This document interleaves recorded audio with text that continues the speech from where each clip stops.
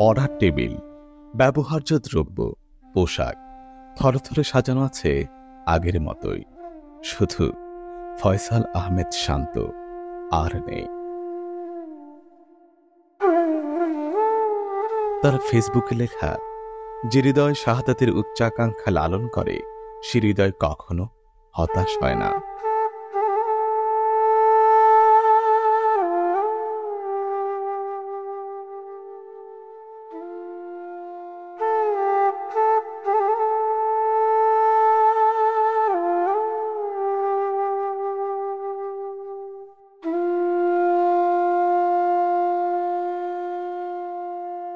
আমার অ্যাক্টিভ ছেলে,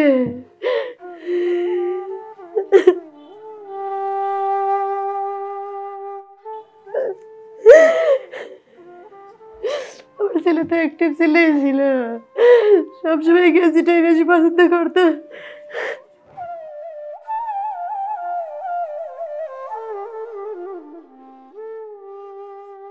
শহীদ ফয়সাল আহমেদ শান্ত বরিশালের বাবুগঞ্জ উপজেলার রহমতপুর ইউনিয়নের মহিষাদী গ্রামে 23 মে 2005 সালে জন্মগ্রহণ করেন। তবে তার বেড়ে ওঠা চট্টগ্রামে।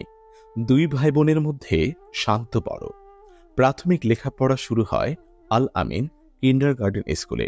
এরপর মাধ্যমিকে ভর্তি হন পতেঙ্গা কর্ণফুলী মাধ্যমিক বিদ্যালয়ে। মাধ্যমিকের গণ্ডি পেরিয়ে এইচএসসি ভর্তি হয় বাকুলিয়া সরকারি কলেজে। মেধাবী এই ছাত্র কৃতিত্বের সাথে এইচএসসি পাশ করে অনার্সে ভর্তি হন চট্টগ্রামের অমরগনি এমএস কলেজের হিসাব বিজ্ঞান বিভাগে। শুরু হয় তার জীবন সংগ্রামের আরেক ধাপ।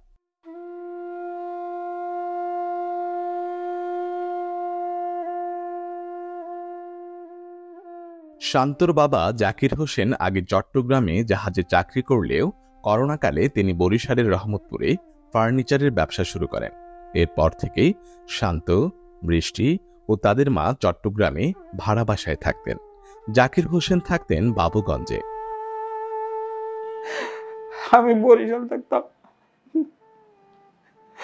ওরা মানুষকে বলতো যে আমার আম্মু আমার আব্বুর দায়িত্ব পালন করে। বাড়ি থেকে আইসা বলে যে আম্মু আমার আব্বুর অনেক কষ্ট হয়। ওই সময় ঈদ ছিল, ঈদের পরে ফার্নিচারে একটু বেচাকেনা বেশি ছিল। ও দেখছে যে আমি কি কষ্ট করতেছি, সকাল 8টা থেকে রাত 9টা 10টা 11টা 12টা পর্যন্ত আমার ওই মেস্তুরি থাকতো, মেস্তুরির সাথে সাথে আমারও কাজ করতে হইতো। ওইগুলো ও দেখছে, ও দেখা এখানে আইসা বলতো আম্মু আমরা বাড়ি চলে যাবা, আমার আব্বুর অনেক কষ্ট হয়, সে একা ওখানে থাকে, অনেক কষ্ট করে আমার আব্বু। আমি 14 তারিখের আমার দোকানে কিছু কাঠ শর্ট হয়ে পড়ছে, খাটের সাইনে এগুলো আমি চিটাগাং থেকে নেই। 14 তারিখে এই কাঠগুলো ওর দ্বারা আমি কেনাইছি, কেনানোর পরে কাঠগুলো পাঠাইতেছে 13 তারিখে পাঠাইছে। 14 তারিখের সাথে লাস্ট কথা হয়েছে যে আব্বু আমি এর টাকা দিছি 3600 টাকা দিছি, যে কাঠে যেগুলো খরচ যাইবে বাকিগুলো দিয়ে তুমি আম কিনে খাবা। আমি এখানে, আমি তো কাছে থাকলে আম কিনে দিতাম, ফল কিনে দিতাম।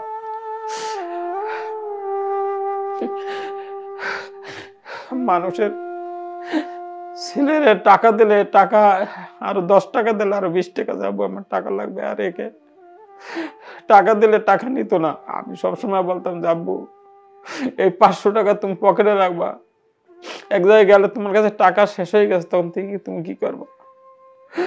না আব্বু আমার টাকা লাগবে না, জোর করে দিতাম। দিলে পরে আমি চলে গেলে আম্মু এই আব্বু টাকা দিছে, এই টাকাটা নাও।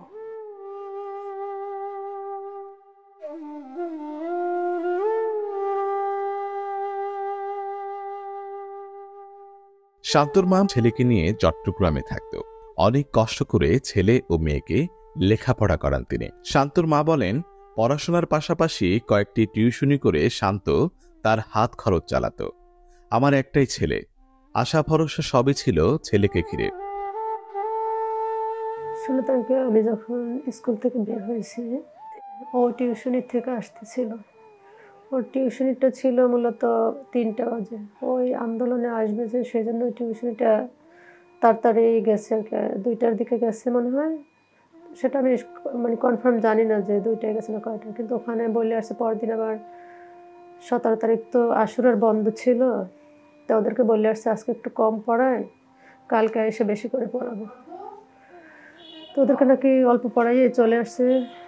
আমি বাসার খুব কাছাকাছি চলে আসছিলাম, রোড পার হয়ে।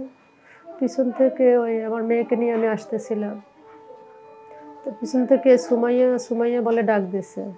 তো আমি পিছনে তাকাই দেখি যে শান্তমণি পিছনে। তো ব্যাগের থেকে চাবিটা বের করে আমার হাতে দিচ্ছে। তো বাসার 2টা চাবি, একটা ওর কাছে থাকতো, একটা আমার কাছে থাকতো। তো চাবিটা যখন দিচ্ছে আমি বলছি আমার কাছে তো চাবি আছে, বলছে তারপরে নিয়ে যাও। হাসি হাসি ভাবে বলতেছে, মনে হয় কি নুরানি চেহারাটা, ওদের চেহারাটা আমার কাছে কেমন জানি লাগছে একদম। খুব হাসি খুশি ভাবে চাবিটা আমাকে দিয়ে, এখন আমি বলতেছি দেখতেছি ও কলেজ ব্যাগটা কাঁধে। আমি বলছি তুমি কোথায় যাচ্ছ? আচ্ছা আম্মু আমি একটু 2 নাম্বার গেট যাচ্ছি। তখন আমি জানি না যেদিকে আন্দোলন হইতেছে বা এত পরিস্থিতি এত গরম, আমি ভাবছি হয়তো কোনো কাজে যাচ্ছে। তো আমি বাসায় চলে গেলাম। বাসায় গিয়ে আমি দুপুরে খাওয়া দাওয়া করছি। খাওয়া দাওয়া করার পর আমার কিছু টিউশনি ছিল, টিউশনিগুলো আমি শেষ করার পরে তার ওর সন্ধ্যা একটা টিউশনি ছিল, ওইটা জিজ্ঞেস করছিলাম যে তোমার যে সন্ধ্যা টিউশনি আসছে তো ওটা পড়াবা কখন? বলছে আমি মাগরিবের মধ্যে চলে আসবো। পরে মাগরিবের খুব কাছাকাছি হয়ে আসছে, তখন মেয়েকে বললাম যে তোমার ভাইয়ের জন্য একটু নাস্তা রেডি করো, তোমার ভাইয়া চলে আসবে। তো মেয়ে নাস্তা রেডি করতেছিল, আমি বলি তোমার ভাইয়াকে একটু কল দাও। কল দিয়ে দেখতেছি যে মোবাইল বন্ধ। তখন আমি আর টেনশন করি না, ওর মোবাইল মাঝে মাঝে এরকম বন্ধ থাকতো, চার্জ না থাকলে মোবাইলটা বন্ধ হয়ে যেত। তখন তো আমি বুঝতে পারি না যে আমার এরকম সর্বনাশ হয়ে গেছে। ওর 2টা বন্ধু আসছে, আয়সা আস্তে করে আমার পিছনে গিয়ে দাঁড়াইছে। খুব স্বাভাবিক, কোনো ইয়ে না। সবাই মানে বলে দিছে যে আন্টি যেন এই ব্যাপারটা কীভাবে যে মেনে নেবে, কারণ সবাই জানতো যে শান্তমণি আমার অনেক, ওকে খুব ইয়ে করতাম আমি, খুব তোলা তোলা করে মানুষ করছি ওকে আমি, খুব আদরের শান্তমণি। সবাই জানে যে আন্টি এই জিনিসটা কীভাবে মেনে নিবে। পরে ওরা এসে পিছনে দাঁড়াই বলতেছে আন্টি একটু ভিতরে আসেন, আপনার একটু আমাদের সাথে যেতে হবে। আমি বলছি কোথায় যাব? বলছে শান্ত ভাইয়ের গায়ে এরকমের গুলি লাগছে। তা আমি মানে খাটের উপর পড়ে গেছি। কি বলতেছো তোমরা? কি হয়েছে, কি গুলি লাগছে? শান্তমণি কোথায়? বলছে শান্ত ভাইয়াকে চিটাং মেডিকেলে নেওয়া হয়েছে। আমি শুধু আল্লাহ আল্লাহ করতেছি আর সিএনজি ওয়ালাকে বলতেছি ভাইয়া গাড়িটা একটু দ্রুত চালান, ভাইয়া গাড়িটা একটু দ্রুত চালান। উনিও খুব জ্যাম ছিল পথে, খুব দ্রুত চালাইয়ে মেডিকেলের সামনে আমাকে যখন নিয়েছে, তখন আমি জানি না ওখানে দেখতেছি খুব সাংবাদিক সব পুলিশ টুলিশ, খুব গরম অবস্থা। এই গেট যেখানে যাই সিএনজি থামাইছে ওই গেট দিয়ে আমাকে ঢুকতে দেয় না, বলছে মেইন গেট দিয়ে যা। পরে ঘুরে আমি দূরাইতে দূরাইতে গেছি, যাই শুনি যে 5 লাখ থানার ওসি সে ডাকতেছে আর কি যে ফয়সালের আম্মু কোথায়, ফয়সালের আম্মু কোথায়। তখন আমি জানি না যেরকম সর্বনাশ আমার হয়ে গেছে। তখন আমি দূরে গেছি, এই তো আমি আসছি। আমার শান্তমণির কাছে আমাকে একটু নিয়ে চলেন, শান্তমণির কাছে আমাকে নিয়ে গেলে ও সুস্থ হয়ে যাবে, আমাকে তাড়াতাড়ি নেন। এখন উনি এই ফয়সালের আম্মু কোথায় ওইটা আমাকে পাইয়া উনি ওখান থেকে দেখলাম কি লেখে চলে গেল।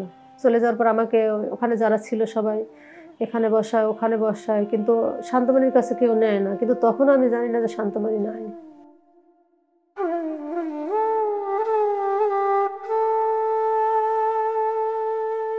ফয়সাল ছিল একজন ধার্মিক ছেলে। সে প্রতিনিয়ত নামাজ কালাম পড়ত ও ইসলামিক জীবনযাপন করত। নামাজ পড়তে যাইতো মসজিদে, যখন ক্লাস 5-এ পড়ে তখন আমরা নিষেধ করতাম, যাবো নিষেধ করতাম এই কারণে বাসা থেকে বাইরে একটু কতটুকু পাকা রাস্তা আছে, যে বাচ্চাদের সাথে দুষ্টামি করতে করতে কিনে রাস্তায় চলে যায়, আবার কোন গাড়ির অ্যাক্সিডেন্ট হয় না কি করে এরকম আর কি। কিন্তু এ যাইয়া ওই জামাতে নামাজ আদায় করতো ছোটকাল থেকে, যখন 5-এ পড়ে তখন থেকেই। করোনা কারণে 8 জন মসজিদে নামাজ পড়তে অনুমতি ছিল, কিন্তু এই আমার ছেলে যাইয়া এই বৃষ্টি ছিল এর ভিতরে যে সে মসজিদের বাহিরে ব্যালকনিতে দাঁড়াইয়া তারপরে সে নামাজ পড়তো।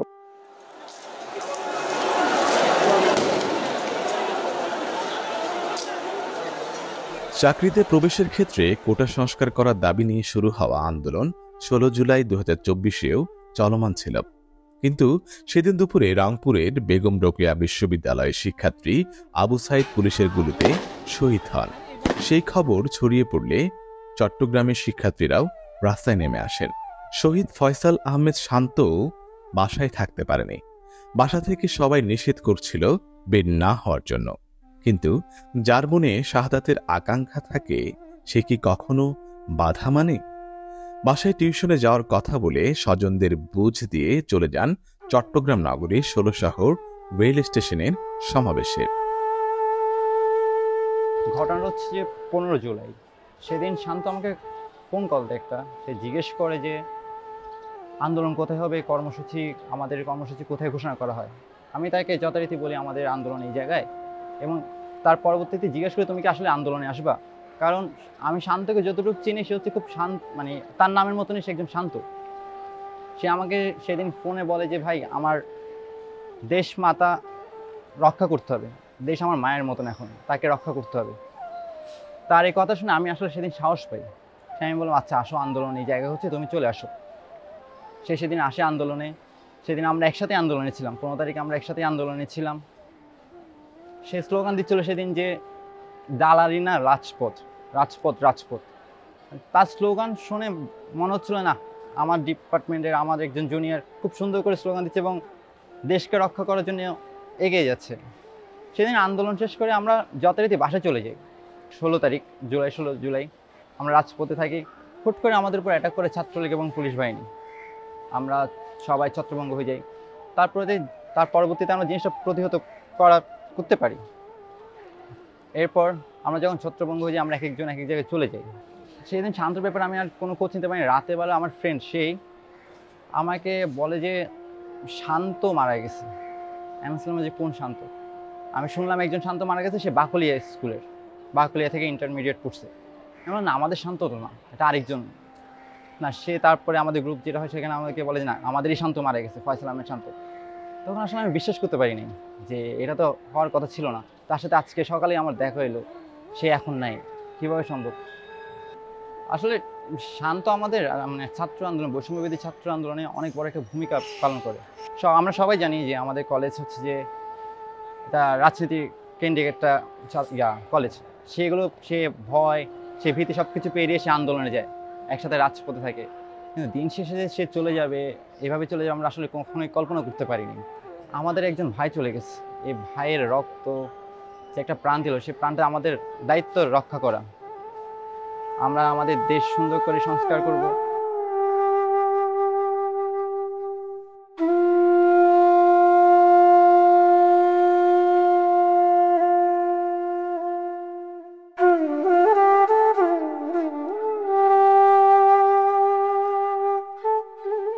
শান্ত পড়াশোনায় ছিল খুবই ভালো। অনার্সে ভর্তি হয়েই শিক্ষকদের মন জয় করেন শান্ত।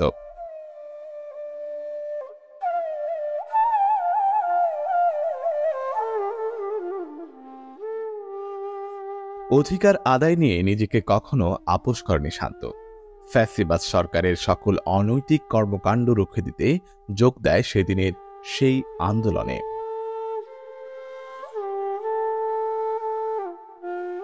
চট্টগ্রাম নগরীর ১৬ শহর স্টেশনে সমাবেশ ছিল কোটা সংস্কারের দাবিতে আন্দোলনে মাঠে থাকা শিক্ষার্থীদের। কিন্তু সেখানে যুবলীগ, সন্ত্রাসী হেলাল আকবর বাবর, নুরুল আজিম রনির নেতৃত্বে যুবলীগ, ছাত্রলীগের সশস্ত্র ক্যাডারদের অবস্থানের কারণে ছাত্ররা তাদের সমাবেশ মুরাদপুরে সরিয়ে নেয়। মেলা বাড়ার সঙ্গে সঙ্গে চতুর্দিক থেকে শিক্ষার্থীরা জড়ো হতে থাকেন, আর পাল্লা দিয়ে বাড়ে সন্ত্রাসীদের অবস্থানও। এক পর্যায়ে ২ নং ১৬ শহর গেটের দিকে নুরুল আজিম রনির নেতৃত্বে গুলি ছোড়ে যুবলীগ, ছাত্রলীগ।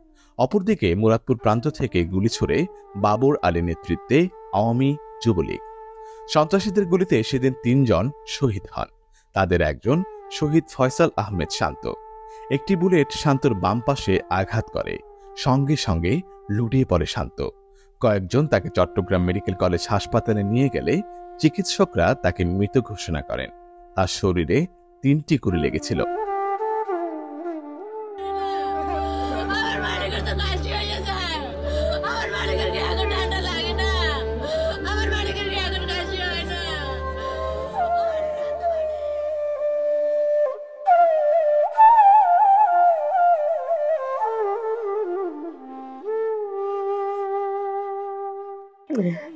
এগুলো আমি পছন্দ করে কিনে দিতাম। ওই এমন ছেলে ছিল, বেশি চাহিদা ছিল না, অল্প কিছু চাহিদা, তাও আমি যেটা পছন্দ করে কিনে দিতাম সেটাই। কিন্তু এটা ও যে কমার্স একাডেমিতে ছিল, সেখান থেকে গেজিটা দিয়েছিল।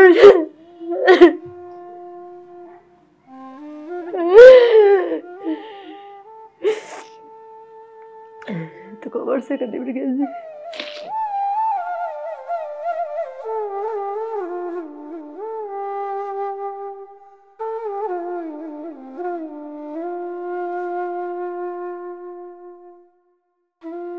বেশি আমার ছেলেটা খুব ধার্মিক ছিল, পাঞ্জাবি,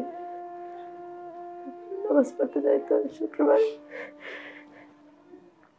এই লুঙ্গিটা আমার সবসময় চোখে পড়ে যে শান্তর এই লুঙ্গিটা পরে হাঁটতেছে।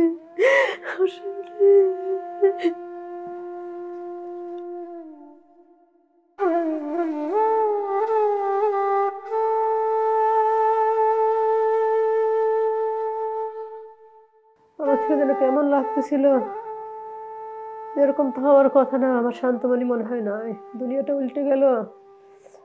আমি তো আর মানতে পারতেছি না। তখন আমি মাথা ঘুরে ওখানে পড়ে গেলাম। কিছুক্ষণ পর পুলিশ এসে বলে ওনাকে থানায় নিয়ে চলেন। কেউ কেউ বলতেছে ওনাকে একটু দেখান লাশটা, কেউ কেউ বলে ওনাকে দেখাইলে আমরা আর রাখতে পারবো না, ওনাকে এখন দেখানো যাবে। এরপর ওখানে আমার আপন বলতে কেউ ছিল না, এমনি ওর বন্ধু বান্ধব যারা ছিল সিএনজি করে আমাকে 5 থানায় নিয়ে গেল। থানায় যাওয়ার পরে আমাকে বিভিন্ন জায়গায় সাইন নিল। সাইন নেওয়ার পর আমি তো জানি যে এরকম অ্যাক্সিডেন্ট হয়ে মারা গেলে পোস্টমর্টম করে। তখন আমি ওদেরকে বলতেছি পুলিশের বড় অফিসারকে আমাকে তার কাছে নিয়ে চলো। তারপর আমাকে ওনার কাছে নিয়ে গেল। বললাম স্যার আমার ছেলেটা এরকম রক্তাক্ত হয়ে গেল, আমার ছেলেটা যেন পোস্টমর্টম করানো না হয়। উনি বলার পরে উনি গাড়িতে উঠে গেল। পরে আমি তো ভাবছি যে আমার ছেলেকে পোস্টমর্টম করে না, আমার কথা শুনছে মনে হয় তারা। আমাকে ওই থানায় থাকা অবস্থায় ওনারা মনে হয় লাশ চুরি করে পোস্টমর্টমের ওখানে নিয়ে গেছে।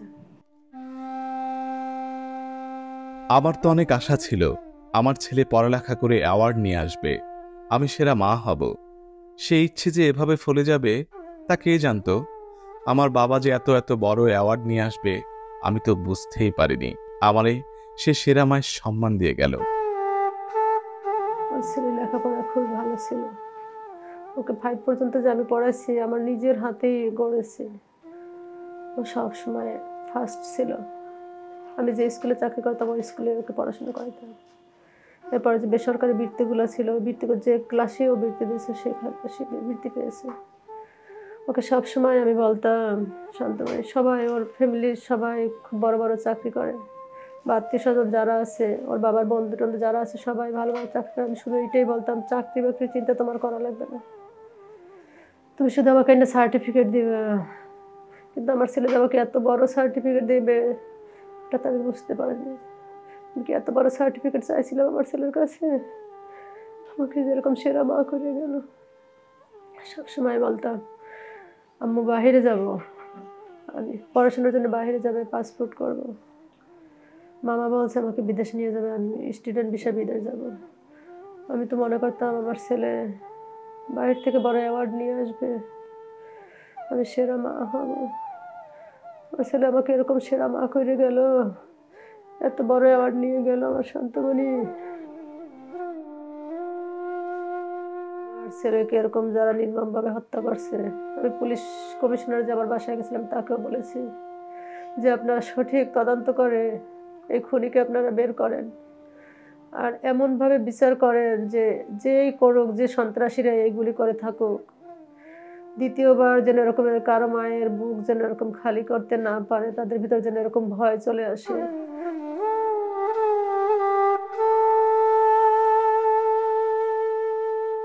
শহীদ শান্ত আজও শুয়ে আছে শান্তির নীড়ে। শান্ত আমাদের গর্ব, তার এই আত্মত্যাগ আমাদের সামনের দিকে এগিয়ে নিয়ে যাবে।